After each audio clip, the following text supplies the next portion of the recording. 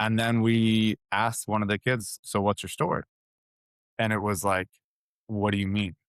It's like, "Well, you said, this relates to your story." And like, "Well, what's your story?" And the kid essentially was like, "Nobody's ever asked me that before." And to think of these young men that had been like incarcerated, like put in a juvenile detention facility because their story, and that they'd never had a chance to tell it was profoundly upsetting and disappointing and revealing. The first person we lead is ourself.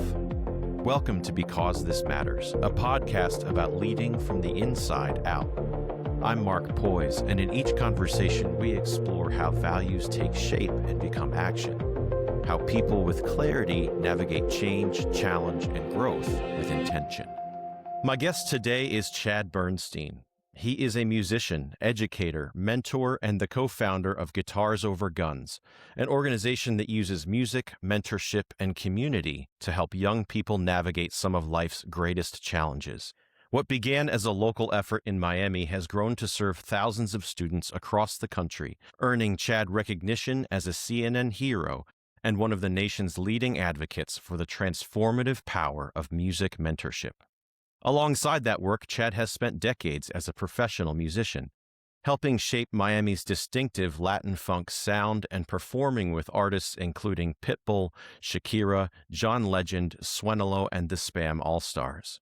Underneath the music, leadership, and recognition is a commitment to service, a belief in the power of mentorship, and a conviction that people should never be defined solely by their circumstances.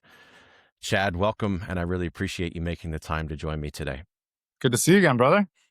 I know we go back quite a while to the University of Miami.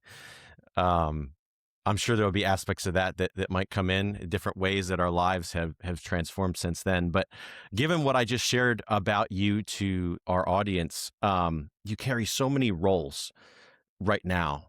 What are the values that you hold between those roles that are really driving you? It's a great question. I think that's the one constant in my life. We run the organization with like a very principled set of values, and I think they're the same values, hopefully, that inform the way that I show up for my kids and my wife and my friends and my community. And I think that's one of the things that makes the organization feel the way that it does. And I think that's one of the things that separates us. But I feel like the things that are really governing my life are like how how do I want to treat people? Like, would my mom be proud of the way that I'm treating whoever's in front of me in this situation? And I hope the answer is yes, but I think that regardless of what the North Star is, if it's a spiritual one, a family one, a mentorship one, wherever that comes from, that you pull that source material from for the way people deserve to feel. I think that's the most important thing for me. There's actually a really great commencement speech from Jacob Collier that I saw last week. And his point was, you're really only ever as powerful as you make the people around you feel. And I think that's like such an incredible mantra for leadership, and hopefully the way that I show up for my kids, my organization, my family, all that. Yeah. I love that you offered up your mom as sort of this like litmus test. Would you be willing to maybe tell us about what you learned from her that would have made her have that role in your mind as an adult and as a leader this much time later? Yeah, I think a lot about the things that she told me, but I also think a lot about the things that she celebrated when I or my brother, for that matter, did them. And the stories that like she tells with the greatest pride of either one of us always have to do with the way that we treated people, went against the grain when it wasn't the easy thing to do to stand up for what we believed in. Both my parents are wonderfully principled people that had early losses in their lives. My dad lost his dad in his 20s, and my mom lost her younger brother in her 20s. And I think both really shaped the value that they placed on like success in light of what, like, or to what end and for what purpose. And neither of them grew up financially, um, in like comfortable positions. And so I think that was a early North Star for both of them to want to improve their life situation from a financial perspective. But I think having those early losses shaped the way that they committed to and desired to have a family, and then how they poured into us when, that was our reality. And so I think that when I think back about like why my mom is a guiding light in that, and my dad is too for that matter, but I think, my most formative kind of like childhood, like who I am as a person was formed so much by that care and that touch that like, um, it was always rooted in a level of thoughtfulness and inclusivity and a recognition of other people's experience beyond my own or her own. And I think that's something that was very formative in my upbringing and still hopefully formative in the decisions that I make today. Yeah, absolutely. Some of us don't have that same, and I know that you are keenly aware of this. Some of us don't have that same role model presence. And you're just sharing how you had more than one, which is so incredible. But also, I want to give you credit for noticing it, because some people have that presence in their lives and it doesn't land. Yeah. Did you always get it, like what they were bringing to the table for you, or was there something that had to happen for you to get the depth of what they were always offering? I think I always got it, or at least I always knew it. I didn't always appreciate it. And I think that my development, my kind of journey and path as a young man was like really, there was a period of it where I wanted so much to be my own person and kind of redefine and recreate who I was to the extent of like being something I wasn't, and thinking that that would earn me or entitle me to ultimately like less pain. I've learned that you should never really ever compare anyone's pain or anyone's story or anyone's whatever. So I'm not trying to minimize what I went through, but I've certainly seen kids that are going through extremes, and that wasn't my case. I had a very like privileged upbringing in every way that you would need or want it, but I got bullied a lot as a little guy, and it made me think that who I was wasn't worth what I wanted to feel, and like and wasn't worth being accepted. And I think that was a really challenging thing that I've seen come up later in my life and in whatever ways. But I think it was the thing that drove me to feel like I needed to be somebody other than who I was to feel accepted or valid. And the things that were really important to me, and actually this leads into like my entire path and why music is such an important place, but music was the place where I could escape all of that and lose myself in something that was bigger than who I am, to connect to something that was bigger than I am.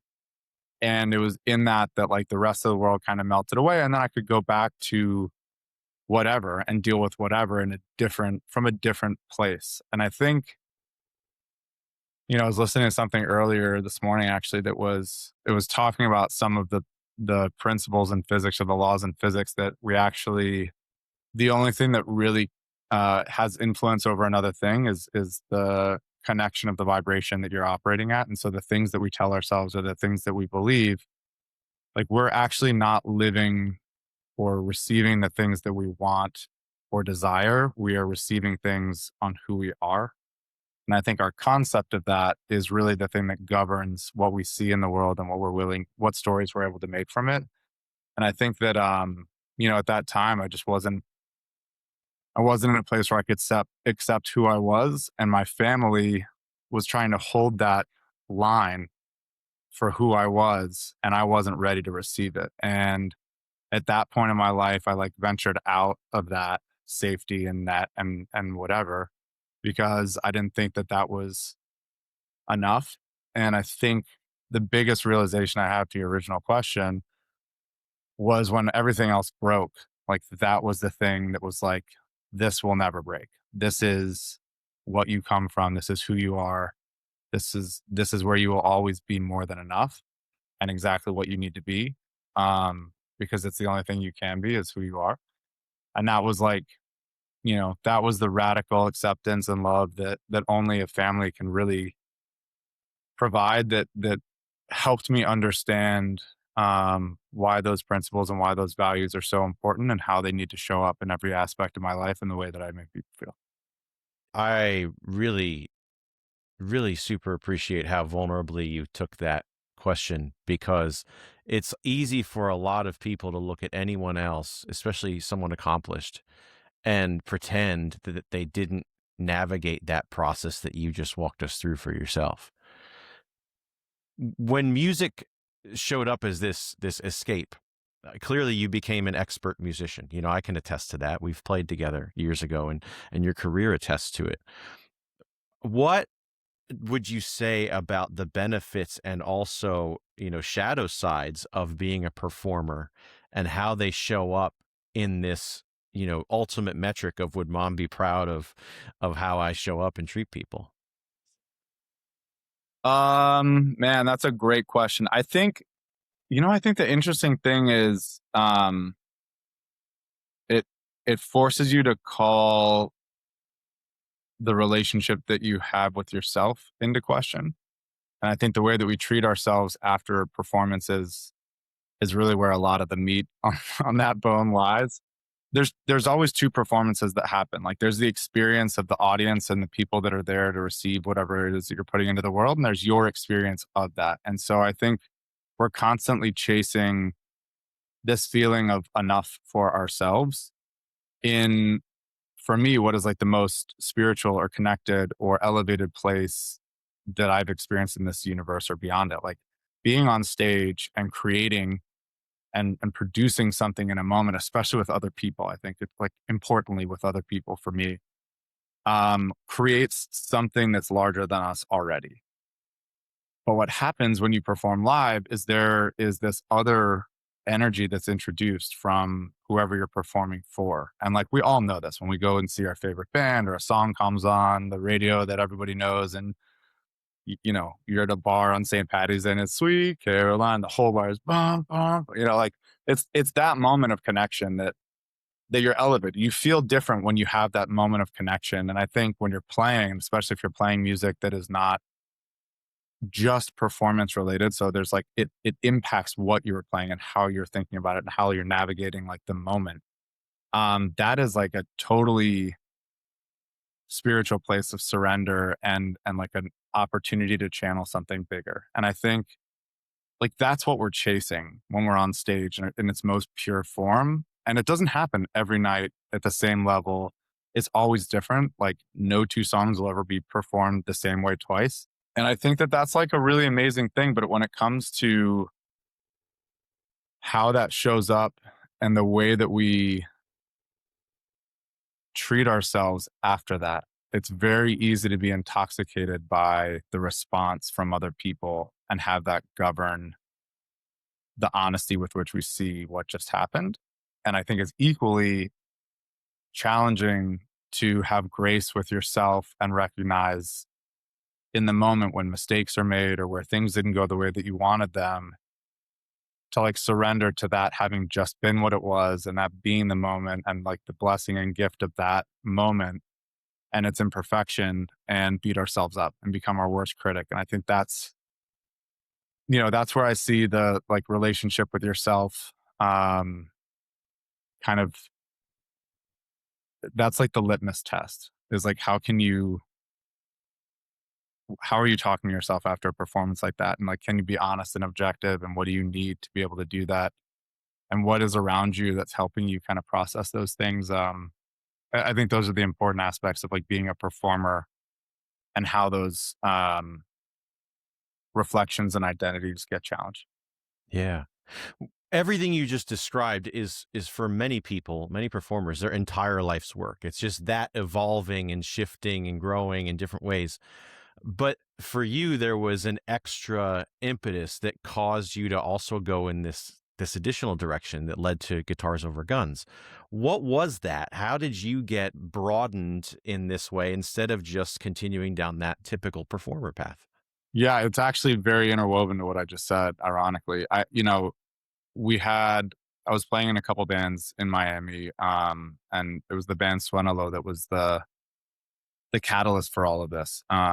But we had a friend, the bands were getting, more and more kind of notoriety and popularity, and um this feeling of like this is us, right? Like the sound of Miami, this like funk and Latin percussion and Afro like centric kind of rhythm coming created this amazing energy that like everyone kind of found a piece of themselves in. Even the gringo from Chicago that was coming as like a jazz and funk trombone player, like it just all everyone had a place in this music and inside and outside of the band. And it was like still to this day some of the most magical moments of my life.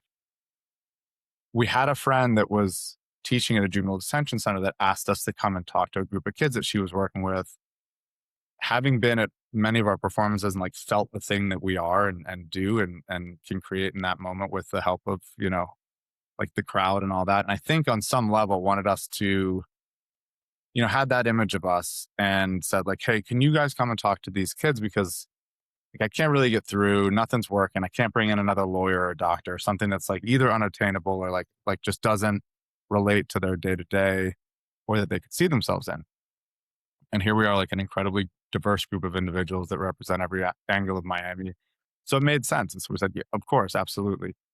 Um, and so the next week we end up going to this juvenile detention center. It's like early in the morning. We're like, okay, we said we were going to do this. Let's do this. And we show up, and like the first thing that the security guard says is, "You can't bring your guitars in here." My guitar's like, "What are you talking about?" It's like the strings they could be used to strangle you. And he's like, whoa, like this, like what are you talking about? Like, are you being serious? And the guy's like, yeah, like, there's this, you can't, you should not bring that in here. We're like, what are we walking into? Like, like this was not on my bingo card. And so we end up going in and walking in and like keeping all of our stuff, like kind of like in the cases. And we end up just trying to like talk to this group of like, I don't know, 40 young men. And I will never forget the like proximity to them. We were like within a couple feet of them, and the distance that was between us that felt so far in trying to talk to these young men, and the response and the, I mean, stoic to be generous, but like, really disinterest and this feeling of just not being welcomed in that space. And it felt horrible. And we were there only with like positive intention, just to like share what we do and the career and ways to make money as a musician. And it just seemed like it was falling on not even deaf ears, but like completely like almost maliciously disinterested ears. Yeah.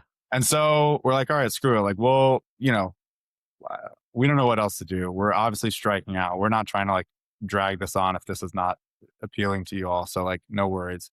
And so we're like, all right, well, we'll play a song so you can see what we do, and then we'll get out of here.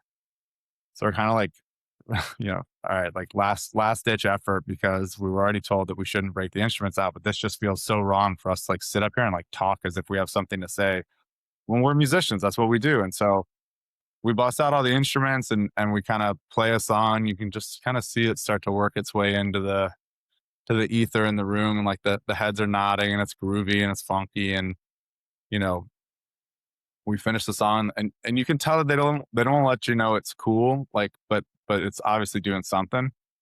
And we stop the end of the song, and like almost immediately when we stop, this kid just goes na na nueve. We're like whoa, like all right, like finally, like some sign of life. And the guard's like, sit down, shut up. This is why we can't bring people in. And we're like, oh my God. It's like, with all due respect, like, sing that again, please. And that kid's like, na na nueve. And the whole band chants back, na na nueve. And it goes back and forth. And like 10 seconds later, we're like in the middle of a groove. The bass player's already picked up on something. The percussionist and the drummer are like full on, like it's there. And you know exactly, like it's just like musician, like protocol. Like you hear something that like kind of gets your shoulders moving, and you're like in it immediately. And the surrender to that was like immediate. And the whole band just kind of focused on making that whatever it was. And not in this like big intentional way, but just in this organic, special way that musicians are. And it brought everyone into that circle. It like like immediately the kids were just like, whoa, like, how are you doing this? Like, you know, nobody expected this.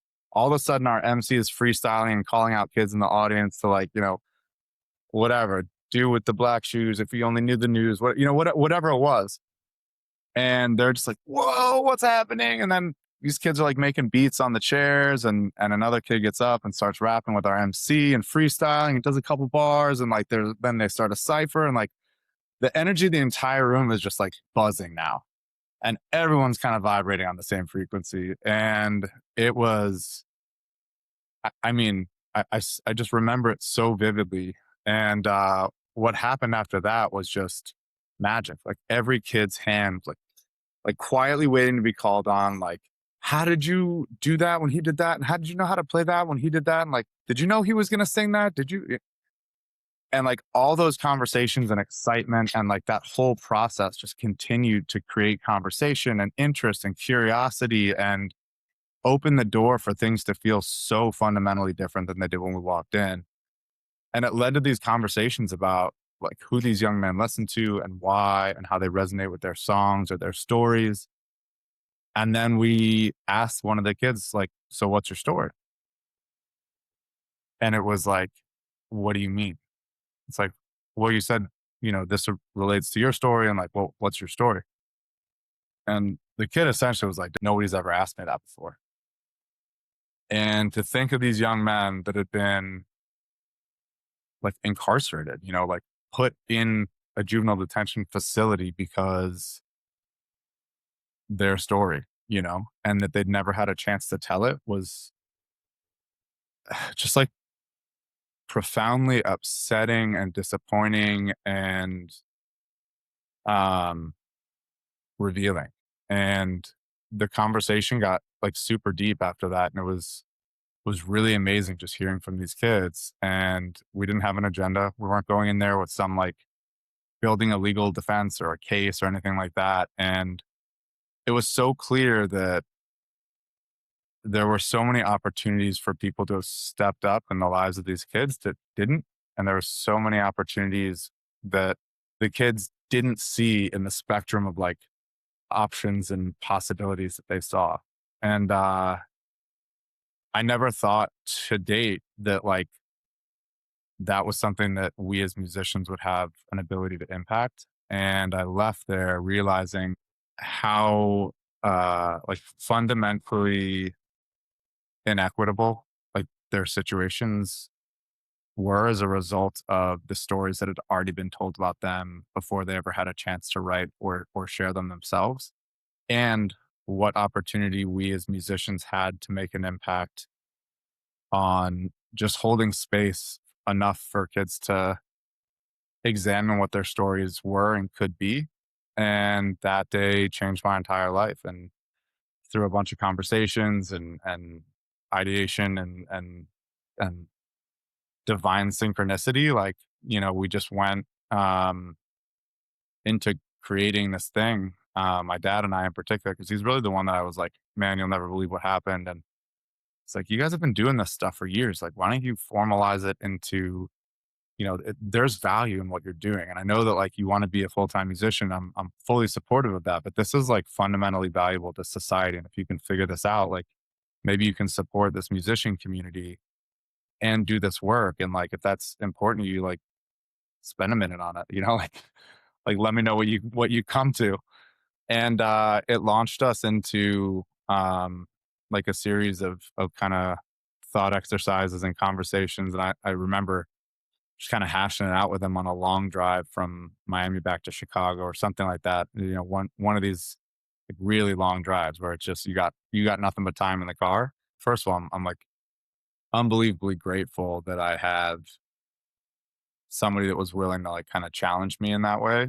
And I don't know that I would have ever started Guitars Over Guns without that, without just like that question, like, well, then what are you going to do? And so like that started this journey, almost 20 years ago now that has led me to um, an unbelievable, uh, an unbelievable journey to get to now. And it's been the most rewarding and challenging experience of my life, running and building and growing this organization. Um, and I'm just so like profoundly grateful for that opportunity. And like that is the thing that I try to carry into every day, no matter how tough it gets. What a undeniably powerful example of how music can do things that words can't. That moment, and I love. I just want to call out a couple things that stand out to me as you told me that story because number one, you guys never bailed on the moment. When you ran out of words, you turned to the music that you have and that you know and that you trust.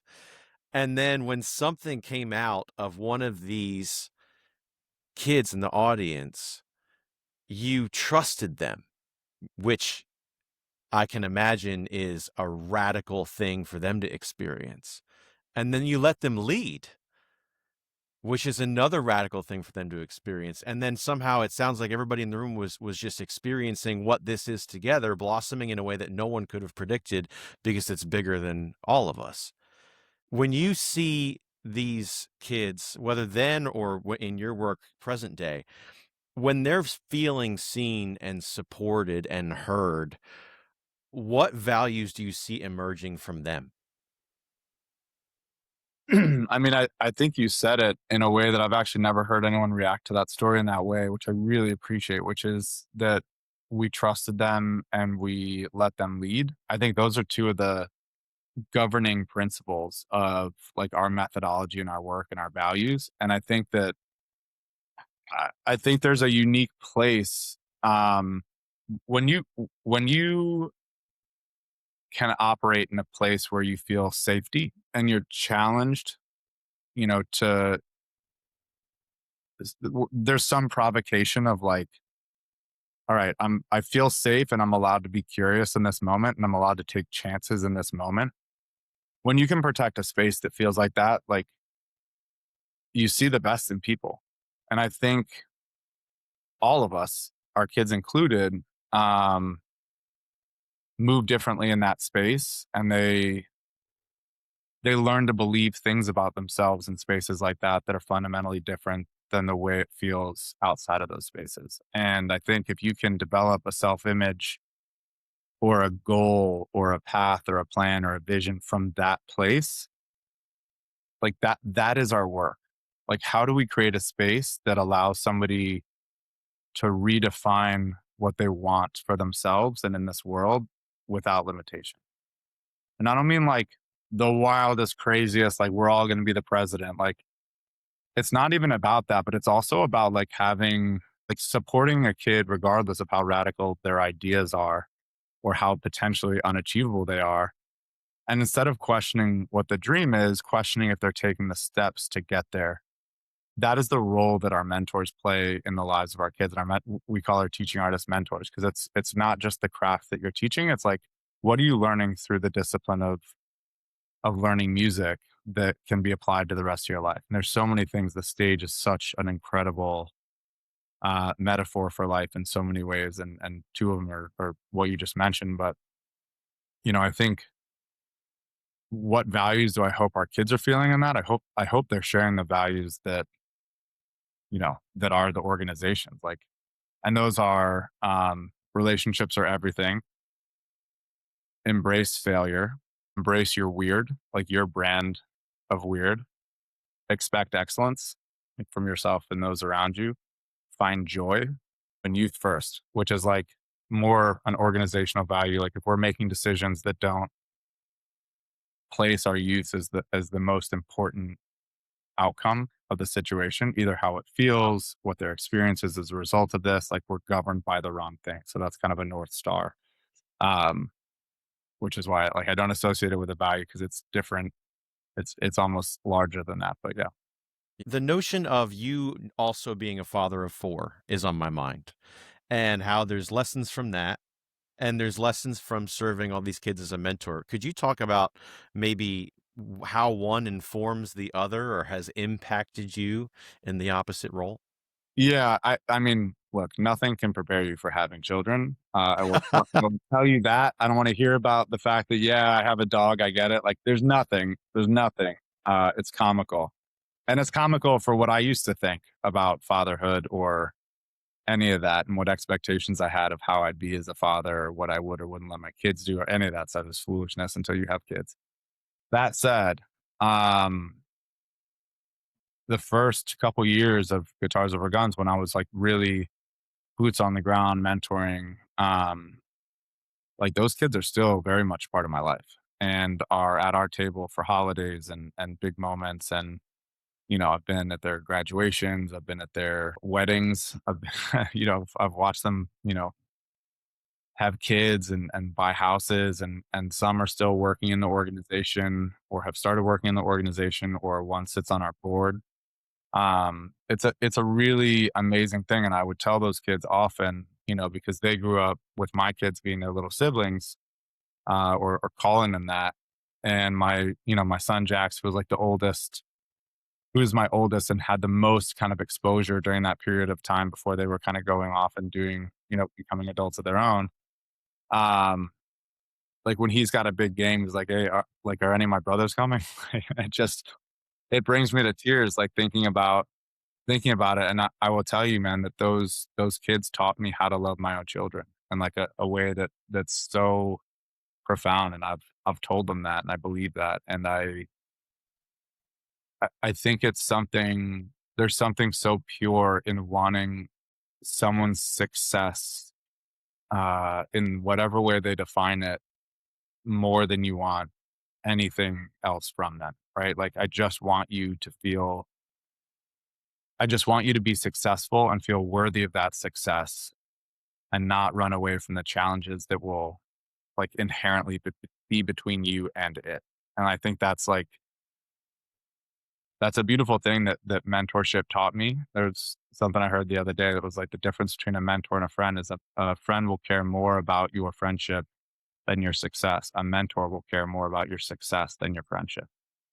And you need both. Like you need a balance of that in your life because not everyone's going to put your aspirations and goals ahead of the comfort of like just wanting to be there and like support you and listen and not challenge you because you need that. But a mentor will risk your friendship or how much you care about them or like them in the moment, knowing that they're challenging your success in a way that's best for you in their mind. And I think, that's a lot of like what I believe fatherhood needs to be. Like, there's nothing I love more in the world than my children, but my job is not to be their friend. My job is to like challenge them to grow into good people and be who they are and not, hopefully shorten the learning curve that I had around accepting who that person is and what the world has in store for them. And reflect like all that they are and can be, so that they feel that they are enough. You navigate so many of these roles also as the organization has grown, because I don't want to lose sight that you're also a founder and a leader. As big as mentorship is, and what it sounds like is really the driving force that still lives beneath all these things. How do you balance the different challenges that leadership, being a founder, a visionary founder of sorts, places on you while you're trying to hold this very open space for kids in the ways you described? I think my greatest responsibility is recognizing that our growth will always be limited by my willingness to grow. I know what got us to where we are today. I know that what's going to get us to where I want to go requires more of me. And not more of me than I'm capable of, but more of me than I know to do right now. And I think like having a level of humility and being humble to that in service of your aspirations is like it's tough. You need people that are able to hold that mentorship space for you and call out your blind spots. And sometimes it's hard to hear, and sometimes it's hard to believe, and sometimes it's hard to see. But I think that I can always show up as who I am, while also knowing that there's more that I need to learn to get to where I want to go. Yeah. In an everyday human sense, 2026, life is just complicated and busy, and we're pulled in all directions, regardless of what we do. When you feel yourself getting out of that very open, growth oriented, accepting headspace and you fall into other ones, how do you get yourself back on track?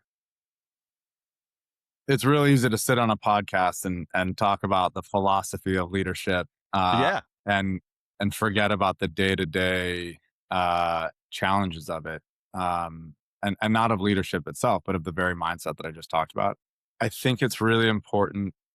Um, I I just happened to be somewhere and heard Obama speak um, 2 days ago, and he said something that rocked me, which was, despite everything that he has seen in the world and seen, um, he's privy to more information than any of us will ever know about the worst of humanity, the worst of what's happening, the biggest pitfalls and challenges that are ahead of us with AI or with politics or with, war or, being that aware of all the bad actors in the world that our intelligence allows you access to would be a very difficult place to stay optimistic. And, his point was, I'm not a cynic. And like, it's such a simple thing, but I think you have to find the things that remind you that life is bigger than the challenge of the moment and that every one of those challenges is such a gift. Um, and it doesn't mean you'd ask for them or want to go through them or wish them on anyone else, but like, what a privilege to have that challenge as a result of what's been built. And each one of those seemingly horrific or difficult moments is the opportunity for growth that you didn't ask for, but that you probably need. And that as a mindset is one thing. But I need the people in my life that remind me of everything beyond the challenge, to be able to like compartmentalize it and provide context to that. So for me, like the second I come home from dealing with something crazy and my kid just, puts their arms around my neck and like gives me the biggest hug or wants to play tag or, I try and tell my wife about it and she's like, yeah, like whatever. Like, like, like, yes, it's important and it sucks, but like, pick your head up. Your kids are here. Like, they need you right now, And it's like, I really like, part of me is like, why can't you just commiserate with me and like make me feel better about feeling like in the moment? But the reality is like, it matters, but it doesn't matter. Like, you know, being in a headspace that knocks you out of your ability to be your most like cogent self and deal with it is everything that music provided to me my entire life. And so music will always still be one of those. I get fewer opportunities to kind of like perform and pour into something that completely allows me to like leave it all out there as frequently as I used to.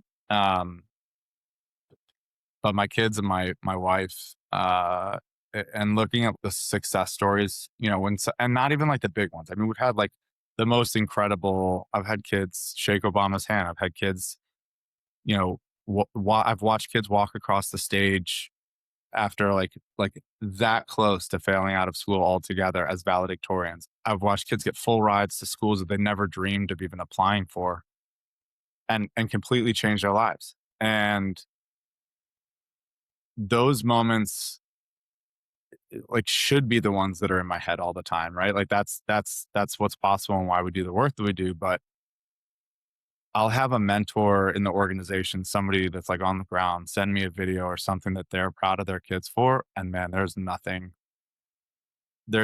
better than watching like that real time transformation that I felt the very first time we were doing this work and going through it.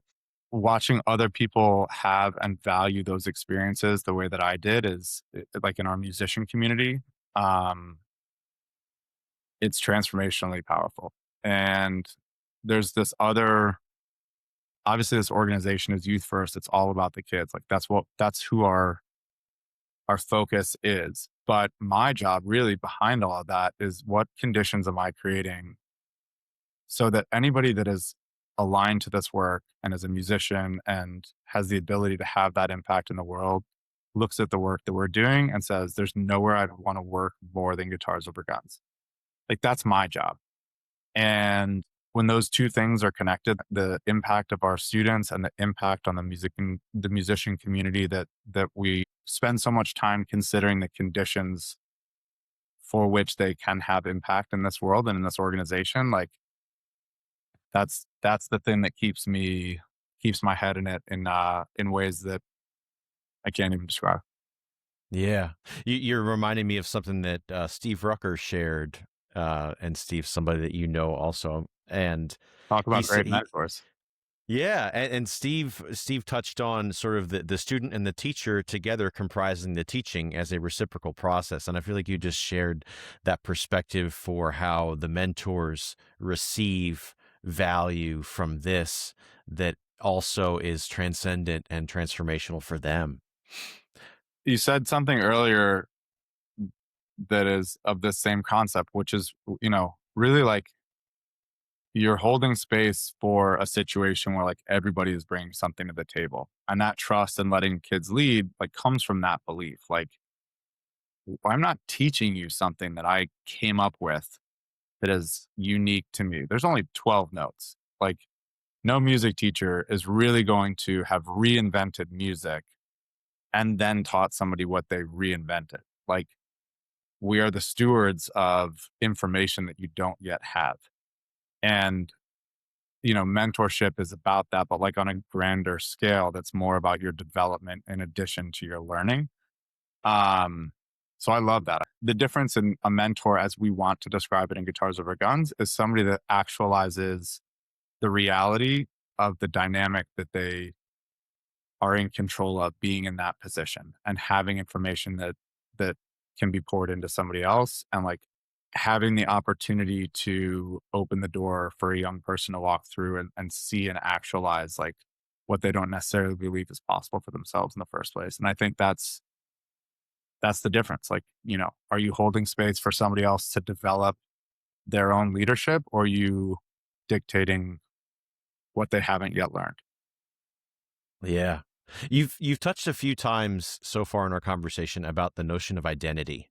And I don't want to miss the opportunity to ask about it because so many creatives and performers are very tied to what they do. And you being a performer first, you mentioned how you don't get to do as much as you used to on that front. How do you see yourself? Is it as a musician who's a leader who's a musician, a mentor who's a leader? What is your own picture of yourself? Yes. Is the answer to that question. I think I think at the core I am an artist. I'm a creative. I think that's like leadership is not something that I woke up and said like I want to be a leader. Music is something that I woke up and said like I want to be. I am. Like this is something innately inside of me. I think that informs my leadership and I think it informs my view of the world and what I believe is possible and what I believe people deserve because of what it's afforded me to understand and feel and experience in life. So I guess at the core of it, I feel like I'm a musician or an artist or a creative, like as who I am. And the titles that I've fallen into, earned, asked for along the way, I think are like, there's certainly things that define me and like who I am and what am I doing in this world and in this life. But they're very much informed by who I am, as that creative person. Yeah. How has your definition of success changed over time? I wrestle with it all the time because there's this idea of wanting to be content in the moment and driven by what you believe is possible without the baggage of wishing you were somewhere that you're not yet. And I think success for me includes now that it didn't before. Um, Doing that with like grace for myself. I think there are a lot of things and a lot of choices I've made, not having gone into something that would like inherently earn me a larger salary or create some kind of other level of wealth financially or something that takes more time than ideally I would want to be spending away from my kids or away from my wife or away from music, right? The balance of all those things. I think success for me looks more like finding a balance between all of those things and having like a really clear North Star that even if I'm not where I want to be is driving the direction of the path that I'm taking. And the way people around me feel, the way that like my response to all those things makes people around me feel. I think that's, I guess, my definition of success. You have a certain orientation that you have shared that has sort of evolved from your experience. And I hear such openness and humility and commitment to a way of being that supports your work. Is that informed by particular philosophy or spiritual or religious leanings that you are drawing into your life? Great question. I'm a very curious person and was raised to question everything.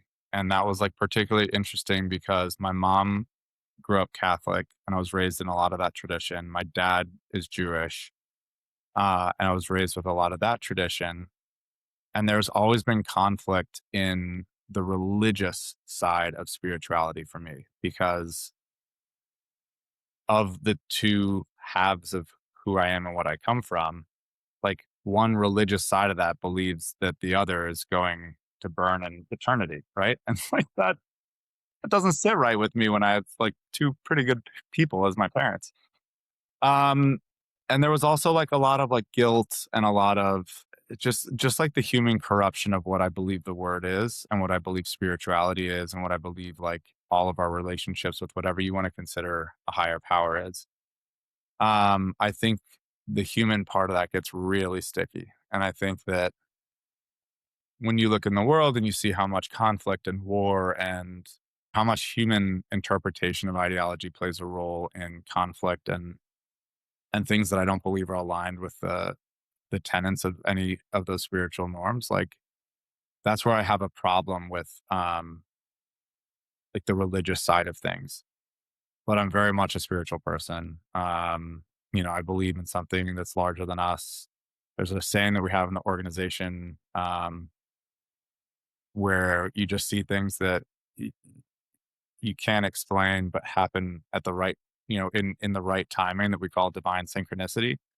And I can look back on our path and point to them and just say that was divinely synchronistic. And it doesn't bother me what people want to call it. Um, but I think what it boils down to for me is like having a practice and mindset of gratitude for um, you know, what I don't just inherently otherwise deserve. And if you're not thankful to someone or something for that, then I think that's lonely. And so that's what informs like my spirituality and my gratitude. It's taken many forms over my life, and I think it'll continue to. Because there's a spiritual component to it. There's a cultural component to it. There's like a legacy and whose shoulders am I standing on and how did we get here? Purpose to it. I'm here in this country because my great grandmother fled the Cossacks from a pogrom in a shtetl outside of Ukraine, for being Jewish, and like escaped. Her family was slaughtered, like escaped hiding under bodies, and came to this country with her brother. Um, on a boat, not knowing, like, at I think 5 years old, and her brother was 7 or something like that. So, like, when I think about all of that context, and on the other side, I held my grandmother's hand before she passed away with complete peace in her eyes, knowing that she was going up to heaven and believing in God in that way.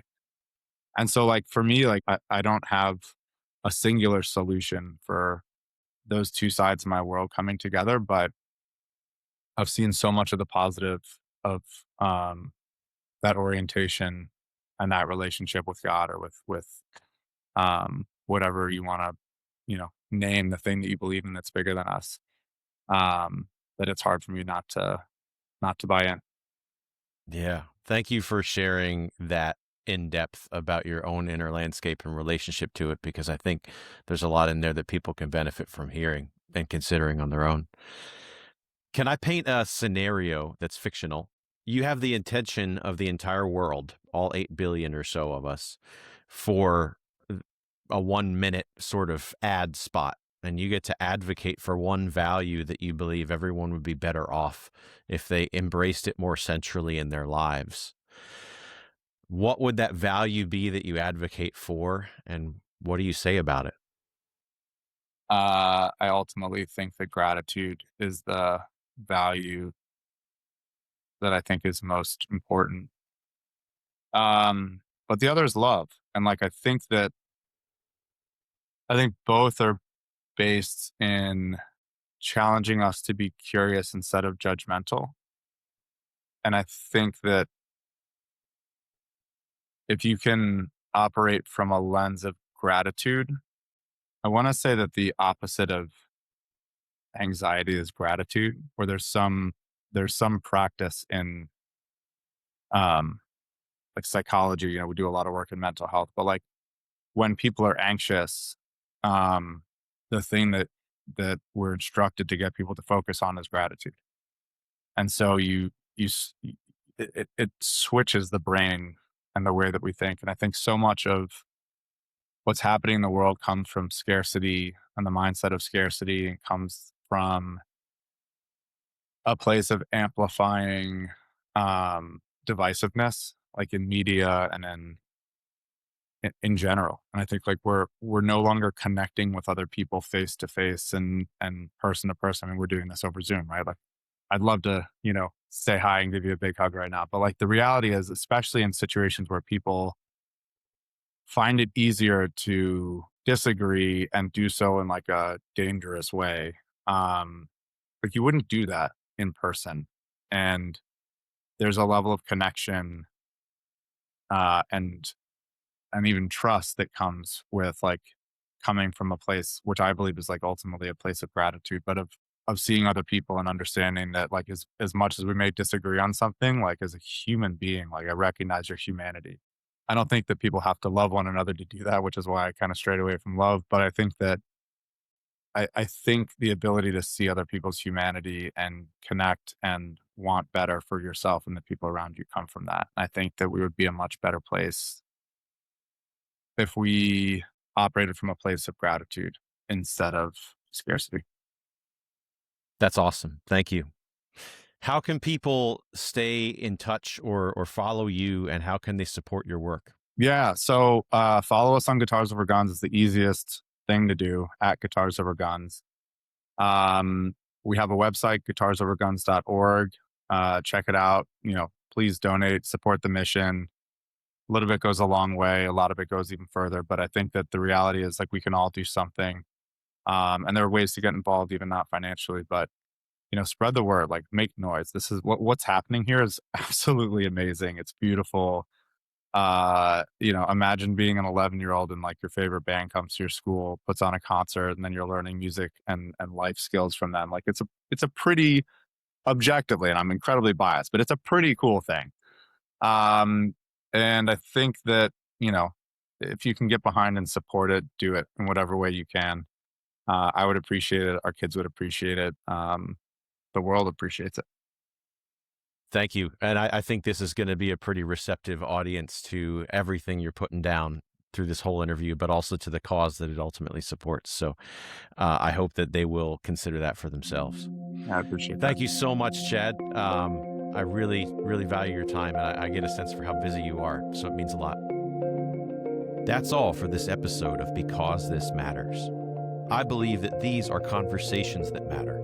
If something from this conversation spoke to you, please consider sharing it with someone. Maybe take a moment to like, rate, follow, or subscribe on your podcast platform of choice or on YouTube. You can learn more about my work as a coach and speaker at markpoise.com. Until next time, remember that a life aligned with values is a fulfilled one.